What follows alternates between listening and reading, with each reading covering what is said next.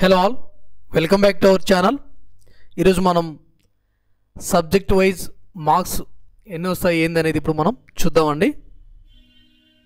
మనకు exam dates కూడా వచ్చేసాయి.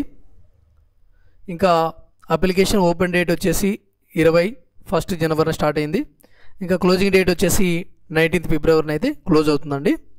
సో ఎవరైనా కూడా ఇంకా అప్లై చేసుకోకుంటే త్వరగా అయితే అప్లై చేసుకోండి. లాస్ట్ వరకు అయితే వెయిట్ చేయకండి. సర్వర్ ఇష్యూస్, సర్వర్ స్లో అవ్వడం అలా జరుగుతుంటుంది. సో మీరు త్వరగా అప్లై చేయడానికి అయితే ట్రై చేయండి. ఇంకా మనం సబ్జెక్ట్ వెయిటేజ్కి అయితే వెళ్దాం. ఇప్పుడు ఏ సబ్జెక్ట్లో ఎన్ని మార్క్స్ వస్తాయని చూద్దాము.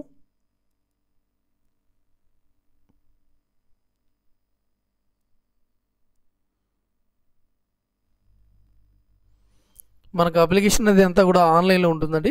సో మనకు ఇన్ని స్టేజెస్లో మనకు ఎగ్జామ్ అనేది ఇంత ప్రాసెస్ అయితే, రిక్రూట్మెంట్ ప్రాసెస్ అయితే ఇంత ఉంటుందండి. First stage, second stage computer based aptitude test, document verification, medical, ఇదంతా కూడా ప్రీవియస్ వీడియోలో అయితే చెప్పినాను, ఒకసారి అయితే చూడండి.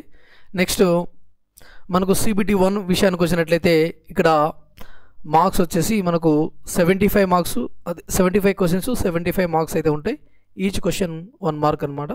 మొత్తానికైతే 1 అవర్ టైం అయితే ఉంటుంది.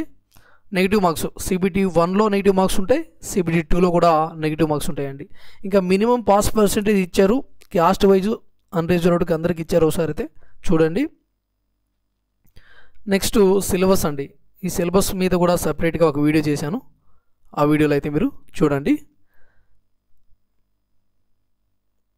ఇంకా జనరల్ సైన్స్ విషయానికి వచ్చినట్లయితే మీరు 6th to 10th క్లాస్ వరకు అయితే ఈ టెక్స్ట్ బుక్స్ అయితే చదవండి.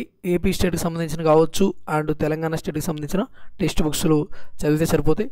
లేదా అది మీకు ఎక్కువగా అనిపిస్తే మటుకు ఓన్లీ సైన్స్ కొరకు సపరేట్గా మార్కెట్లో ఒక బుక్ అయితే కొనుక్కోండి, మీకు యూస్ఫుల్గా ఉంటుంది.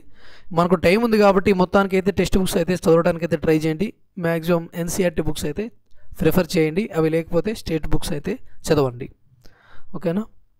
నెక్స్ట్ ఇంకా జనరల్ అవేర్నెస్ కిందకు వచ్చినట్లయితే మనము కరెంట్ అఫైర్స్, ఇక జీకేకి సంబంధించి లూసెంట్ జీకే కానీ అండ్ హైటెక్ విజయ రహస్యం కానీ మీరు తీసుకోవచ్చు. లేదా ఇంకా వేరే వాళ్ళు ఎవరైనా మీ ఫ్రెండ్స్ కావచ్చు, మీకు తెలిసిన వాళ్ళు ఎవరైనా కూడా ఎంప్లాయీస్, రైల్వే ఎంప్లాయీస్ ఉంటే వాళ్ళు ఎవరైనా చెప్తే బుక్ సజెస్ట్ చేస్తే ఆ బుక్ అయినా మీరు చదవండి.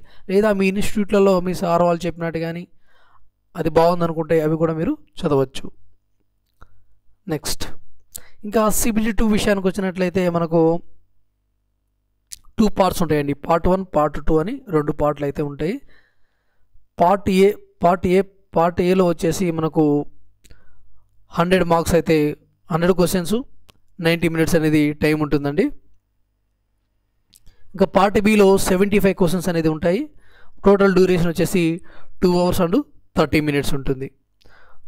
టోటల్గా 175 క్వశ్చన్స్. ఇంకా దీంట్లో కూడా నెగిటివ్ మార్క్స్ ఉంటాయండి, ఓకేనా. ఇంకా మనకు పార్ట్ ఏలో మెయిన్ స్కోరింగ్ చేయాలి సబ్జెక్ట్ వచ్చేసి పార్ట్ ఏ అండి. ఈ పార్ట్ ఏలో ఎక్కువగా స్కోర్ ఇచ్చినట్లయితే మనము ఖచ్చితంగా సెలెక్ట్ అయిపోతాము. ఇంకా పార్ట్ బి అనేది క్వాలిఫైయింగ్ నేచరు, 35% మార్క్స్ అనేది రావాలి, 35% మార్క్స్ అనేది రావాల్సి ఉంటుంది. ఇంకా సిలబస్ పార్ట్ ఏకి వచ్చేసి మనకు CBT 1లో ఏదైతే మ్యాథమెటిక్స్, జనరల్ ఇంటెలిజెన్స్ ఉందో అదే సిలబస్ ఉంది, కాకపోతే కొంచెం డెప్త్గా అడిగే అవకాశం ఉంటుంది. ఇంకా అదనంగా మనకు బేసిక్ సైన్స్ అండ్ ఇంజనీరింగ్ అనేది యాడ్ అయిందండి మనకు పార్ట్ ఏలో. అంటే CBT 2 పార్ట్ ఏలో మనకు బేసిక్ సైన్స్ అండ్ ఇంజనీరింగ్ అనేది మనకు యాడ్ అయింది. ఇంకా పార్ట్ బి సిలబస్ విషయానికి వచ్చినట్లయితే ఎవరి ట్రేడ్కి సంబంధించింది వాళ్ళ ట్రేడ్కి సంబంధించిన క్వశ్చన్స్ అనేది అడగటం జరుగుతుంది. సో ఇది 35% మార్క్స్ అనేది రావాలి, క్వాలిఫైయింగ్ నేచర్ అండి. 35% మార్క్స్ అనేది రావాల్సి ఉంటుంది. ఇంకా మనకు డిప్లొమా వాళ్ళకి, బీటెక్ వాళ్ళకి ఎవరి ట్రేడ్కి సంబంధించిన వాళ్ళ సిలబస్ అనేది ఇక్కడ ఉంది, ఒకసారి అయితే చూడండి.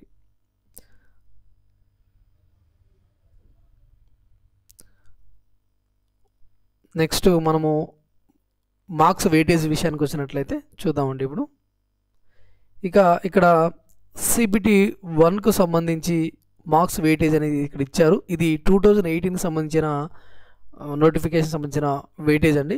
సో ఇప్పుడు కూడా సేమ్ అదే ప్రాసెస్ కంటిన్యూ చేస్తారని అనుకుంటున్నాను. మ్యాక్సిమం అదే ప్రాసెస్ కంటిన్యూ చేస్తారండి. టోటల్ మనకు టైమింగ్ వచ్చేసి 1 అవర్ ఉంటుంది. మ్యాథమెటిక్స్లో 20 మార్క్స్, జనరల్ ఇంటెలిజెన్స్ రీజనింగ్లో 25, జనరల్ సైన్స్లో 20, జనరల్ అవేర్నెస్ అండ్ కరెంట్ అఫైర్స్లో 10 మార్క్స్.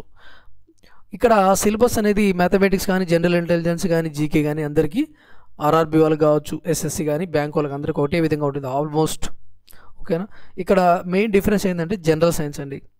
మీరు ఆ అర్థమెటిక్ రీజనింగ్ అండ్ జీకేతో పాటుగా ఎవరైతే జిఎస్ అంటే జనరల్ సైన్స్ బాగా చదువుతారో వాళ్ళకి ఖచ్చితంగా ఈ జాబ్ అనేది రైల్వేలో వస్తుందండి. మిగతా వాళ్ళకి అందరూ కూడా ఎస్ఎస్సి వాళ్ళకి ఆర్ఆర్బీ ఎస్ఎస్సి వాళ్ళకి బ్యాంక్స్ వాళ్ళకి సేమ్ సిలబస్ ఉంటుంది, సైన్స్ అనేది ఉండదు. సో వాళ్ళు ఒకవేళ చదవాలనుకుంటే జనరల్ సైన్స్ అనేది వాళ్ళు ఖచ్చితంగా బాగా చదవాల్సి ఉంటుంది. అది వాళ్ళకు ఉన్న ఒక డ్రాబ్యాక్. సో ఎవరైతే ఓన్లీ ఆర్ఆర్బీకి ప్రిపేర్ అవుతుంటారో వాళ్ళు ఇది బాగా క్యాచ్ చేసుకోవచ్చు అండి జనరల్ సైన్స్ ఇవ్వడం వల్ల. నెక్స్ట్ మనం సిబిటి 2లో ఎన్ని మార్క్స్ ఉంటాయి, వెయిటేజ్ ఏముంటుంది అనేది ఒకసారి అయితే మనం చూద్దామండి.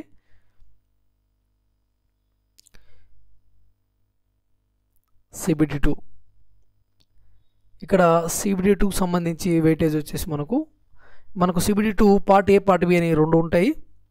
ఇంకా పార్ట్ ఏలో వచ్చేసి 90 మినిట్స్ అనేది టైం ఇస్తున్నారు. ఒకవేళ పీడబ్ల్యూ క్యాండిడేట్స్ ఉంటే 120 మినిట్స్ ఇచ్చే అవకాశం ఉంది. నంబర్ ఆఫ్ క్వశ్చన్స్ వచ్చి 100 అండి. ఇక్కడ మనకు మ్యాథమెటిక్స్లో 25, జనరల్ ఇంటెలిజెన్స్ రీజనింగ్లో 25, బేసిక్ సైన్స్ అండ్ ఇంజనీరింగ్లో 40. ఇక్కడ ఎక్కువగా బేసిక్ సైన్స్ అండ్ ఇంజనీరింగ్లో ఎక్కువగా క్వశ్చన్స్ అడుగుతారు. 40 మార్క్స్ వెయిటేజ్ అనమాట. ఇంకా general awareness and current affairs వచ్చి 10 మార్క్స్ అండి. సో ఈ విధంగా 100 మార్క్స్ అనేది పార్ట్ ఏ ఉంటుంది. ఇందులో ఎక్కువగా ఎవరైతే స్కోర్ చేస్తారో వాళ్ళే మ్యాక్సిమం సెలెక్ట్ అవుతారండి. నెక్స్ట్ ఏమో సిబిఐటి ఉంటుంది, computer based aptitude test.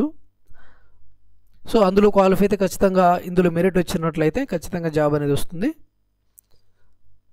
Next మనకు పార్ట్ బి అండి. పార్ట్ బి వచ్చేసి 60 మినిట్స్, క్వశ్చన్స్ వచ్చేసి 75 క్వశ్చన్స్, 75 మార్క్స్. ఇంకా ఈ సిలబస్ అనేది ఎవరి ట్రేడ్కు ఐటీఐఎల్ ట్రేడ్ వాళ్ళకి ఏ ట్రేడ్ అయితే ఆ ట్రేడు, డిప్లొమా ఇంజనీరింగ్ వాళ్ళకి వాళ్ళ ట్రేడ్కి సంబంధించి వాళ్ళ ఎగ్జామ్ అనేది ఉంటుందండి. పార్ట్ బి అనేది క్వాలిఫైయింగ్ నేచర్ అనమాట. సిబిటి 2లో కూడా నెగిటివ్ మార్క్స్ అనేది ఉంటుంది, 1/3 నెగిటివ్ మార్క్స్. ఓకే అండి. సో ఈ విధంగా అయితే ఉంటుంది. మనము సిబిటి 1లో జనరల్ సైన్స్ బాగా చదువుకోవాలి.